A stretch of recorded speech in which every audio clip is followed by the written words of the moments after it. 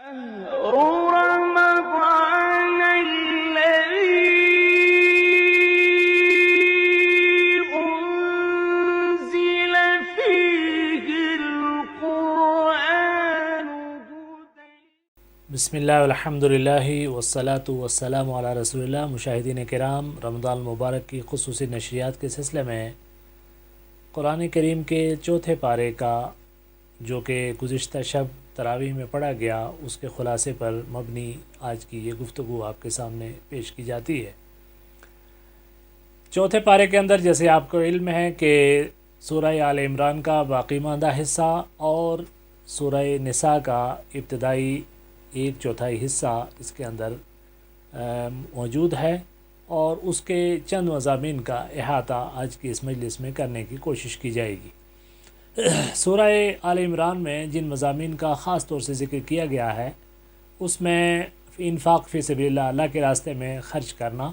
اور حقیقت یہ ہے کہ انسان کی طبیعت میں مال سے محبت اور اس سے چمٹے رہنے کا ایک مزاج پایا جاتا ہے۔ قرآن کریم میں اللہ نے فرمایا وَأُحْضِرَتِ الْأَنفُسُ الشُّحَّ وَإِنَّهُ لِحُبِّ الْخَيْرِ لَشَدِيدٌ۔ انسان کی اس طبیعت کو اللہ تعالیٰ نے کنٹرول کرنے کے لیے اس کے اندر قربانی کا اور ایثار کا اور اللہ کے راستے میں خرچ کرنے کا جو ایک خاص قسم کا جذبہ پیدا کرنے کے لیے قرآن کریم کی ان آیات کو رہنما کے طور پر نازل فرمایا ہے۔ تو اس میں انفاق فی سبیل اللہ کا مضمون خاص طور سے اس حوالے سے ہے، اور اس میں ایک چیز اور یہ بات کہی کہ لَن تَنَالُوا الْبِرَّ حَتَّى تُنْفِقُوا مِمَّا تُحِبُّونَ، اور اس پارے کی ابتدا اس آیت سے ہے کہ نیکی اسی وقت حاصل ہو سکتی ہے، اور نیکی کے ثمرات سے آدمی اسی وقت مستفید ہو سکتا ہے کہ اللہ کے راستے میں اپنی پسندیدہ ترین چیز کو خرچ کرنے کی کوشش کی جائے۔ کسی طرح کی کوئی ردی چیز، جو چیز ناپسند ہو وہ نہیں، بلکہ پسندیدہ ترین چیز اللہ کے راستے میں خرچ کر کے اس کی محبت کا مستحق اور اس کا حقدار ثابت کیا جائے۔ اس کے علاوہ اس میں تحویل قبلے کا اس کے بعد تذکرہ ہے کہ تحویل قبلہ جب ہوا اور کفار مکہ نے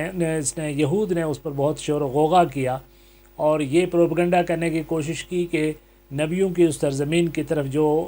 قبلہ تھا اسے کیوں بدلا گیا، افضلیت تو بیت المقدس کو حاصل ہے۔ تو یہاں اللہ تعالیٰ نے ان کے اس عقیدے کی تصحیح کرتے ہوئے فرمایا کہ نہیں،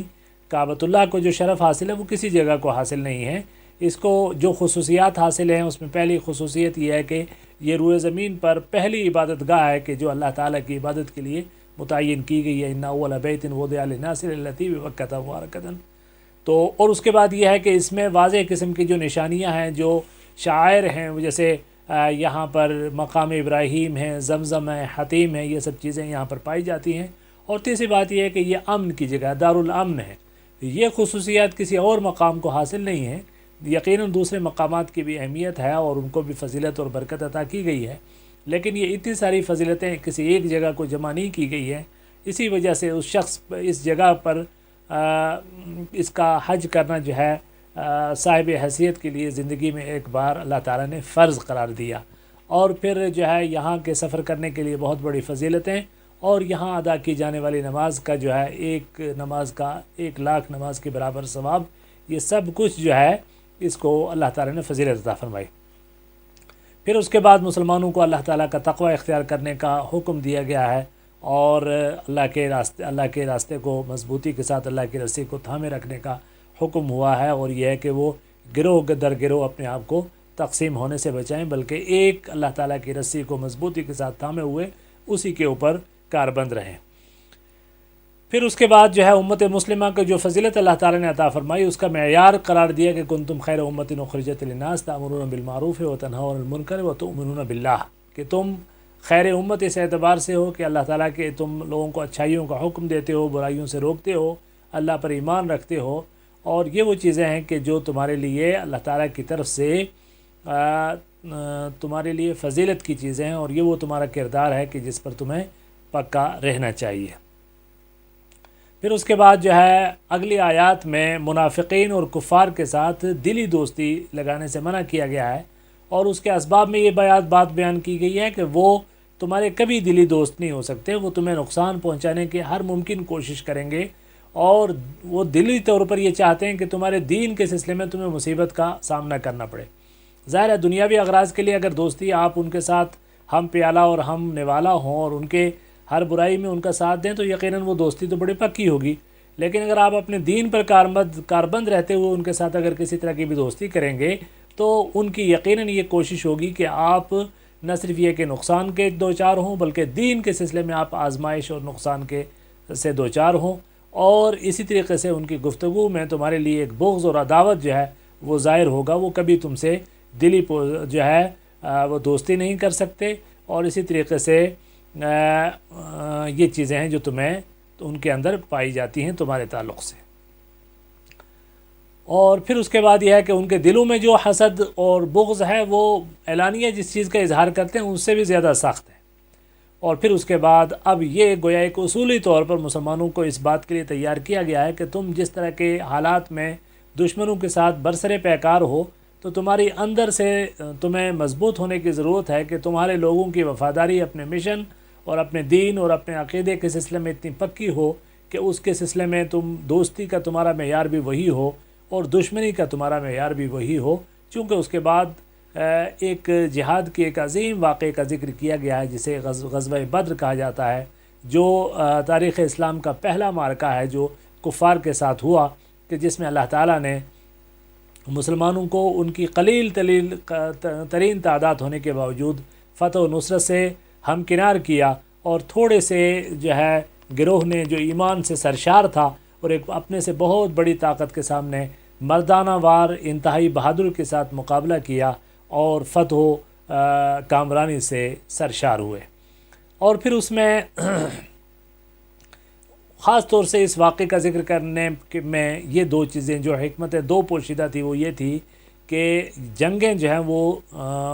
کثرت اسلحہ یعنی کثرت تعداد یا اسلحہ کی وجہ سے نہیں بلکہ ایمانی قوت سے اور اللہ تعالیٰ کی رسی کو مضبوطی سے اور ایمان اور یقین اور استقامت اور اتباع یہ سب چیزیں جب حاصل ہوتی ہیں تو جنگیں بڑی سے بڑی جو ہے اس میں بھی جو ہے فتح حاصل کی جا سکتی ہے. اور دوسری بات یہ ہے کہ افراد کی قلت اور قوت جو ہے یہ کوئی حیثیت نہیں رکھتی. اس کے بعد یہ مختصر سا ذکر جو ہے وہ غزوہ بدر کا کرنے کے بعد اگلا تذکرہ جو ہے وہ جنگ احد کا کیا گیا ہے. اور جو غزوہ احد مکہ مکرم مدینہ اس میں غزوہ بدر میں کفار کو ملنے والی عبرتناک شکست اور ذلت آمیز شکست کا ایک طرح سے انتقام تھی کہ وہاں بڑے بڑے جو صنادید قریش تھے وہ دھول چاٹ گئے اور وہ سارے کے سارے مر گئے. اور ان کے مردار ہونے کا انتقام لینے کے لیے مشرکین مکہ نے احد کا جو ہے احد کی جنگ کا ماحول پیدا کیا اور مدینہ منورہ کے اوپر چڑھائی کر دی. اب یہ وہ جنگ تھی احد کی کہ جس میں مسلمانوں کو ابتدائی طور پر زبردست قسم کی فتح حاصل ہوئی. حالانکہ ایک طرف مسلمانوں کا جو ہے لشکر صرف 700 افراد پر مشتمل تھا اور دوسری طرف کفار مکہ 3000 کی تعداد میں اور گویا 3 گنا سے بھی بڑی تعداد میں اور ایک بڑے لاؤ لشکر اور دنیاوی اعتبار سے ہر طرح کے 3000 کے قریب ان کے پاس اونٹ اور سب کچھ ان کے پاس موجود تھا. اور وہ جب وہ مدینہ منورہ کے اوپر انہوں نے چڑھائی کی تو مسلمانوں نے انتہائی پامردی کے ساتھ نہ صرف یہ کہ ان کا مقابلہ کیا بلکہ ابتدائی طور پر ان کو شکست دوچار کر کے ان کے بڑے بڑے جو ہے کچھ لوگوں کو قتل کیا اور ان کو موت کے گھاٹ اتار دیا. لیکن پھر کیا ہوا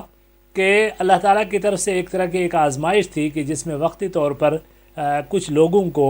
ایک کوتاہی کی وجہ سے اس آزمائش میں ناکامی ہوئی اور اللہ تعالیٰ نے بطور سزا اور بطور تنبیہ مسلمانوں کو اس جنگ کے اندر ایک شکست سے دوچار کیا. اور اس شکست پر اور ان سارے صورتحال پر اللہ تعالیٰ نے مسلمانوں کو اگلی جو تقریباً 55 آیات میں اس سورہ آل عمران کی اس سے آگے کی جو 55 آیات ہیں اس میں اسی جنگ کا اس کے نتائج کا اس کے حالات کا تذکرہ ہے. مسلمانوں کی ہمت کی داد بھی دی گئی ہے، پھر ان کو تنبیہ بھی کی گئی ہے، ان کو نصیحتیں بھی کی گئی ہیں، ان کے انداز پر تنقید بھی کی گئی ہے. تو یہ ایک اعتبار سے بہت جامع قسم کی آیات ہیں کہ جس میں اللہ تعالیٰ نے اس جنگ کا اور اس کے اندر واقع ہونے والے تمام حالات کا تذکرہ کیا. لیکن پھر آپ تصور کیجئے کہ یہ شکست بھی بالکل عارضی قسم کی شکست تھی، چونکہ شکست جو ہے اپنے ساتھ جو نتائج لے کر آتی ہے وہ نتائج یہاں ناپید ہیں۔ مسلمان جو ہے ان کا مورال ڈاؤن نہیں ہوا، ان کی قوت میں کوئی فرق نہیں پڑا، ان کے جذبے میں، ان کے عزم میں کسی طریقے کا کوئی فرق نہیں پڑا، اور یہی سبب ہے کہ ابھی جب جنگ احد ختم ہوتی ہے اور کفار کے جو سربراہ کے طور پر، کفار کے اس لشکر کے کمانڈر کے طور پر ابو سفیان، جن کو بعد میں اللہ تعالیٰ نے اسلام کے سے سرفراز کیا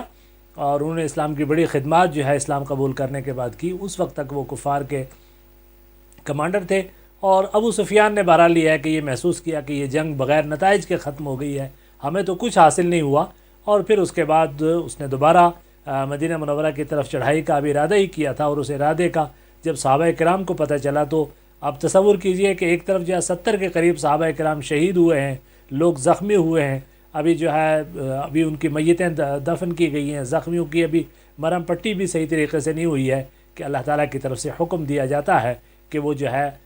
ابھی ایک اور لشکر جو ہے مارکہ درپیش ہے، اور مسلمانوں کو یہ حکم دیا جاتا ہے کہ وہ تمام لوگ کہ جو احد میں شریک تھے، شرط یہ ہے کہ وہ جو احد میں شریک ہو چکا ہے اس کے لیے ضروری ہے کہ وہ اس سفر کے لیے نکلے، اور مدینہ سے 8 میل دور جو ہے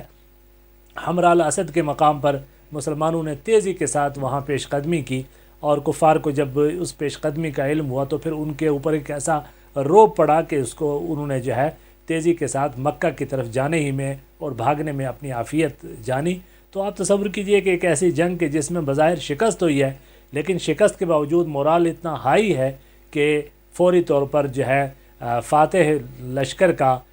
جو ہے وہ پیچھا بھی کیا جاتا ہے۔ تو یہ سب چیزیں جو ہے،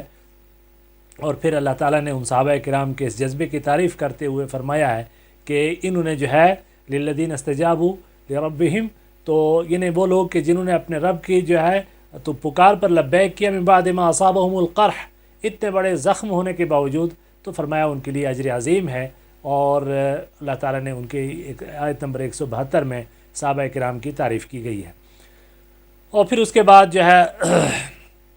اس سورہ آل عمران کا آخری رکوع جو ہے اس میں اللہ تعالیٰ نے اہل ایمان کی کچھ صفتوں کا تذکرہ کیا گیا ہے، تو اس میں یہ ہے کہ ان فی خلق السماوات والارض واختلاف اللیل والنہار لآیات لأولی الالباب الذین یذکرون اللہ قیاما وقعودا، ان آیات کے اندر اللہ تعالیٰ نے پھر اہل ایمان کی جو ہے مختلف قسم کی ان صفات کا تذکرہ کیا ہے کہ وہ زمین اور آسمان کے اندر اللہ تعالیٰ کی تخلیق کے ایک عظیم مظاہر کو دیکھتے ہیں اور اپنے رب کو جو ہے اس کے ذریعے پہچانتے ہیں، تو عبرت کی نگاہوں سے وہ اللہ تعالیٰ کی نعمتوں کو زمین اور آسمان کے اندر اور آفاق و انفس کے اندر پھیلی ہوئی نعمتوں کو نہ صرف یہ کہ دیکھتے ہیں بلکہ اس سے عبرت پکڑتے ہیں اور رب کی معرفت حاصل کرتے ہیں، اور اپنے رب سے زیادہ قرب اور رب کی حیبت ان کے دلوں کے اندر پیدا ہوتی ہے۔ تو گویا ایمان والے جو ہیں وہ ان کی نگاہیں عبرت والی نگاہیں ہوتی ہیں، تو یہ تعریف کی گئی ہے اہل ایمان کی۔ اور پھر اس کے بعد آخر میں چونکہ تذکرہ ہی جو ہے مالی قربانی سے لے کر پھر جان کی قربانی کا تذکرہ ہے، تو پھر اس کے اندر یہ اصول آخر میں آخری آیت کے اندر 200 نمبر آیت کے اندر یہ بتائے گئے ہیں کہ اگر حقیقی کامیابی حاصل کرنی ہے تو اس کے 4 اصول ہیں۔ سب تو پہلے یا ایھا الذین اصبروا وصابروا ورابطوا واتقوا اللہ، سب سے پہلی چیز یہ ہے کہ صبر، اور صبر کیا ہے کہ دین کے اوپر جمے رہنا اور مشکلات اور مصائب کا ڈٹ کے مقابلہ کرنا، اور مصابرہ جو ہے وہ بھی یہی ہے کہ دشمن کے مقابلے میں زیادہ استقامت کے ساتھ جو ہے شجاعت اور بہادری کا جو سامنا کرنا، اور پھر اس کے بعد مرابطہ ہے، انہیں مرابطہ رباط کی وہ کیفیت کہ جس میں آدمی ہر وقت اپنے آپ کو حالت تیاری میں رکھے کہ جب بھی اللہ تعالیٰ کی طرف سے حکم ہو دین کی نصرت کے لیے اپنے آپ کو فوراً پیش کر دیا جائے، اور پھر تقوی، انہیں ہر حال میں اللہ تعالیٰ کا ڈر اور خوف، یہ تقوی انسان کے اندر وہ ڈسپلن پیدا کرتا ہے کہ جو شجاعت اور بہادری کو ایک خاص جو ہے ڈسپلن کا پابند کرتا ہے۔ تو یہ ساری کی ساری چیزیں اس صورت کے اندر اللہ تعالیٰ نے بیان کی کہ جس کا اختتام یہاں پر ہوتا ہے۔ پھر اس کے بعد چوتھے پارے میں کا جو بقیہ حصہ ہے وہ تقریباً ایک پارہ جو ایک چوتھائی پاؤ جو بچتا ہے، ایک ربع، وہ سورہ نساء کا ہے، اور یہ بھی مدینہ کی صورت ہے، اس میں 176 آیات ہیں، اور اس صورت میں سورہ نساء اس لیے کہا جاتا ہے کہ اس میں وہ احکامات بیان کیے گئے ہیں کہ جو خاص طور سے خواتین سے متعلق جو ہے احکامات جو ہے اس کے اندر بیان کیے گئے ہیں۔ تو سورہ طلاق میں بھی اور سورہ نساء میں خاص طور سے بیان کیے گئے ہیں، تو اس لیے سورہ نساء کبریٰ اس صورت کو کہا جاتا ہے اور سورہ طلاق کو سورہ نساء صغریٰ کہا جاتا ہے۔ تو اس سورہ نساء کے اندر جو ہے اللہ تعالیٰ نے جو اہم ترین احکامات بیان کیے ہیں، اس میں ایک سب سے پہلا حکم جو ہے وہ یتیموں کے اموال کے حوالے سے ہے کہ جو لوگ جو ہے یتیم ہو جائیں اور ان کے والدین یا والد یا والدہ جو ہے وفات پا جائیں تو ان کا جو مال ہے اس کی حفاظت کی جائے۔ اور کسی بھی معاشرے کے اندر کوئی بچہ اگر یتیم ہو جائے تو اس پورے معاشرے کا ایک طرح سے ان کا امتحان ہوتا ہے کہ وہ کس قدر ان کے اندر انسانیت ہے۔ تو اسی چیز کو باقی رکھنے کے لیے اللہ تعالیٰ نے یتیموں کے مال کے سلسلے میں یہ خصوصی طور پر یہ کہی گئی کہ ان کے مال کو اچھے مال کو جو ہے ردی مال سے بدلنے کی کوشش نہ کی جائے، اسی طریقے سے ان کے مال میں جو ہے وہ کسی طرح کی تصرف نہ کیا جائے۔ پھر اس کے بعد عائلی زندگی کے سلسلے میں کچھ احکامات بیان کرتے ہوئے 4 نکاح کی اجازت دی ہے، اور لیکن اس میں یہ شرط رکھی گئی ہے کہ ان کے حقوق پورے کے پورے ادا کیے جائیں۔ کفار مکہ کے زندگی میں جو جاہلی معاشرہ تھا اس میں کثرت ازدواج کا ایک ماحول تھا کہ زیادہ سے زیادہ شادیاں کی جاتی تھی، لیکن وہ شادیاں ایسی ہوتی تھی کہ اس میں کسی طرح کے حقوق کا خیال نہیں رکھا تھا۔ یہ بھی ایک مردانگی ہوتی تھی کہ کئی شادیاں کی جائیں،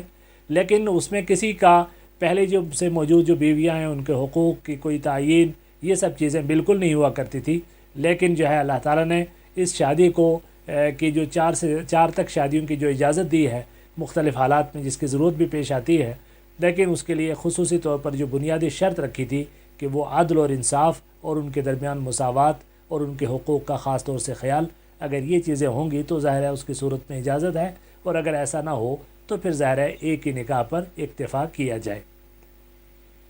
پھر اس کے بعد خواتین کو میراث دینے کے حوالے سے جاہلی معاشرے میں یہ تھا کہ نہ تو جنگ کے مال غنیمت میں ان کو کوئی حصہ دیا جاتا تھا، نہ ان کو کوئی میراث دی جاتی تھی، اور یہ بات کہی جا سکتی تھی کہ جو عورت جو ہے نہ لڑ سکتی ہے، نہ گھوڑے پہ سوار ہو سکتی ہے، نہ تلوار اٹھا سکتی ہے، تو ہم اس کو حصہ کیوں دیں؟ لیکن اللہ تعالیٰ نے ان کے لیے مکمل طور سے ان کو حصہ جو ہے وہ ان کے لیے متعین فرمایا، اور یہ تھا کہ بھی ان کو کسی طریقے سے جو ہے اس حق سے محروم نہیں رکھا جا سکتا۔ یہ آیت نمبر 11 سے لے کر 14 تک کے ان کے احکامات بیان کیے گئے۔ پھر اس کے بعد جو ہے وہ عورتوں کے ساتھ حسن سلوک اور اس میں میراث میں ان کا حصہ کرنے کے بعد ان خواتین کا تذکرہ ہے کہ جن کے ساتھ شرعی طور پر نکاح ناجائز ہے، اور جو قرابت کے جتنے بھی تعلق ہو سکتے ہیں، ایک تو دادی حالی قرابت ہوتی ہے، اور پھر اس کے بعد نسبت اور مساہرت کی یعنی سسرالی رشتے یا رضاعت کے، اس طرح کے جتنے بھی رشتے ہیں ان میں کون کون سے ایسے رشتے ہیں کہ جن کے ساتھ رشتہ تعلق یعنی ان کے ساتھ نکاح کرنا جائز نہیں ہے، ان حدود کو گویا اس صورت کے اندر بیان کیا گیا ہے، اور یہ 24 نمبر صورت تک جو ہے یہ 24 نمبر آیت تک جو مضامین ہیں وہ اس چوتھے پارے کے اندر بیان کیے گئے۔ گویا سورہ آل عمران کا باقیہ ماندہ حصہ اور سورہ نساء کی 24 آیات یعنی ایک ربع جو ہے وہ اس چوتھے پارے کے اندر بیان ہوا، جس کے بعض مضامین کا اس مختصر سے خلاصے میں احاطہ کرنے کی کوشش کی گئی ہے۔ سبحانک اللہم و بحمدک نشہد ان لا الہ الا انت نستغفرک و نتوب الیک، وصلی اللہ علی النبی۔